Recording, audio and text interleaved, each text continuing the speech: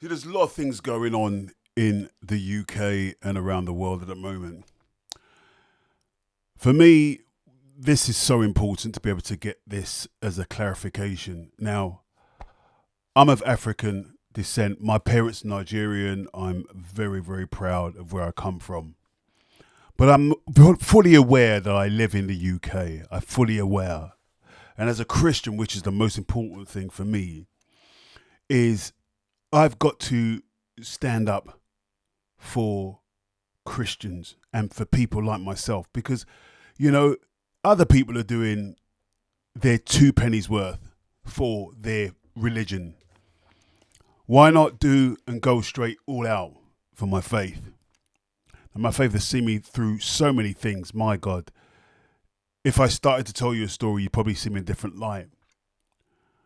But we have to understand that there's a situation now where we're seeing a strange energy in the earth at the moment.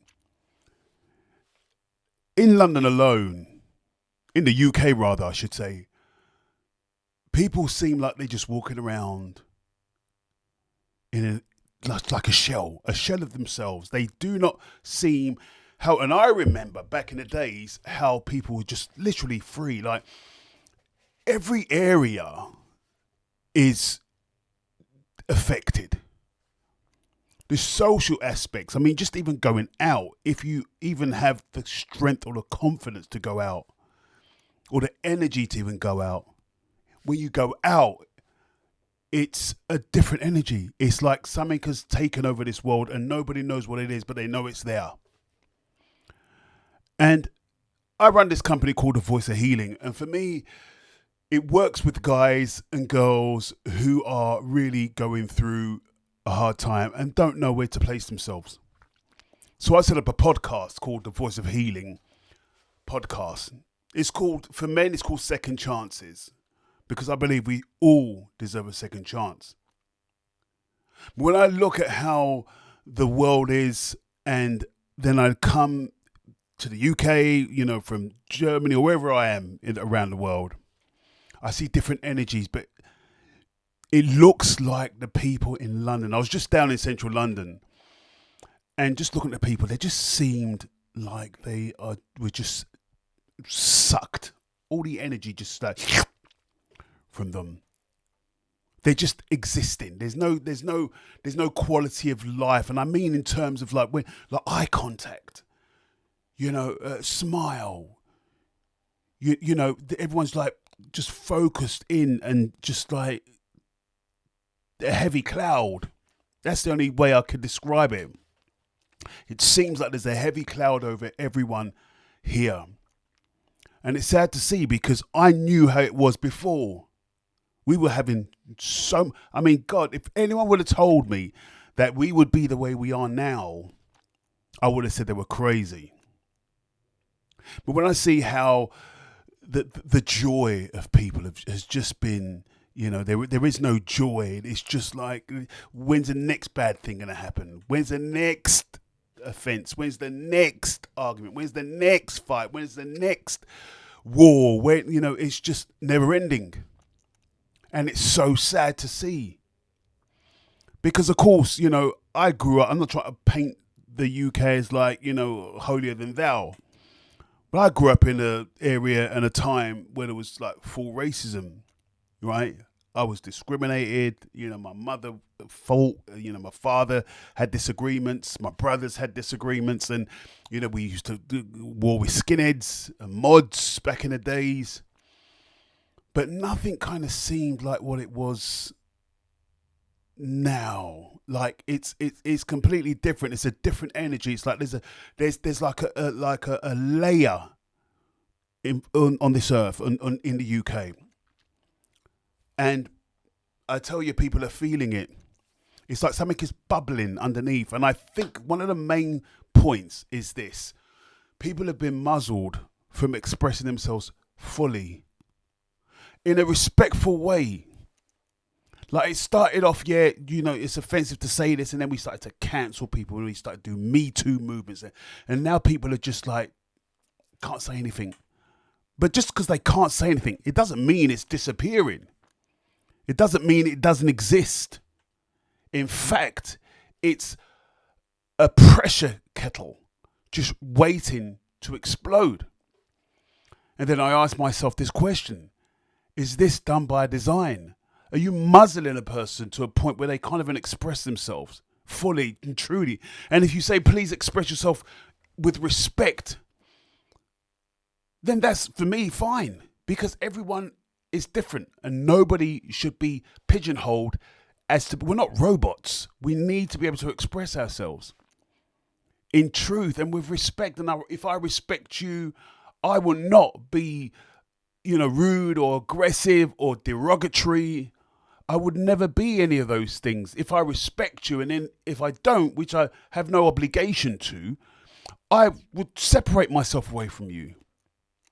And those used to be like fringe places, you know what I mean? Like, sometimes you used to have like grunge videos and be like, oh my God, this is really disgusting. Now it's everywhere. Now you see it everywhere. It's widespread. And I truly believe that we should be allowed to speak respectfully. We cannot police human nature because it comes back worse. It's like it just goes through a metamorphosis, and then all of a sudden it's like, okay, I'm not meant to do this, but all of a sudden, you know what, I've got to let it out. And the company called The Voice of Healing, it deals with a lot of men with mental health as well. And I believe that men have a lot of issues with mental health. Mental health is so broad. It can mean from depression to anxiety to like full-blown schizophrenia or what have you. And for me, that is mental health. Like, to be honest with you, I do not think there are many people on this planet at the moment who's not struggling with mental health of some kind. And we try to mask it because we are the greatest actors in this world. We are so fantastic. We know how to mask everything. But truly, we are burning deep inside. We're bubbling. We hear all these things coming in. And I tell you what, I truly believe also that the mobile phones, all these invisible rays, all these things, infrared rays, all these stuff like this is affecting us. We do not know what is going through our body, through our cells. We don't know. But what we do know is that there's a heavy spirit around. And so what do? Of course, we can all write a list down of all the situations and issues. What do? I truly believe, as the Voice of Healing's managing director, I truly believe that we need to be able to come to a place of peace, harmony, and just like the most wonderful, peaceful frequency where you can just settle down. But we must be in one mind, one heart, one accord. Because our goal is to get to that point where we can actually let it all go and come under, I know some people may be against it, but come under something. Because whether or not we like it or not, you're following somebody. You're worshipping somebody.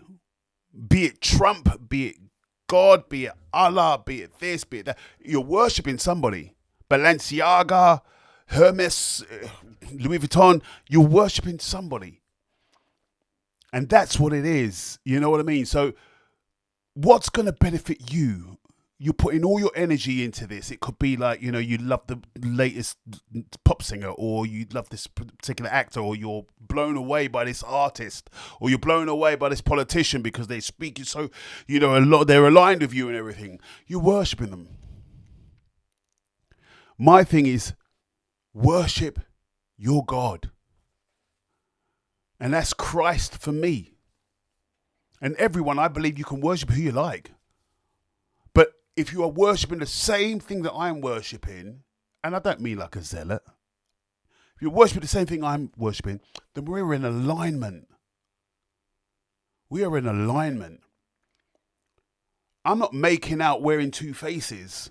So one minute I'm with you and I speak to you, oh yes, how wonderful you are. And then the next minute I'm worshipping another God that you don't even agree in, and you know what I mean?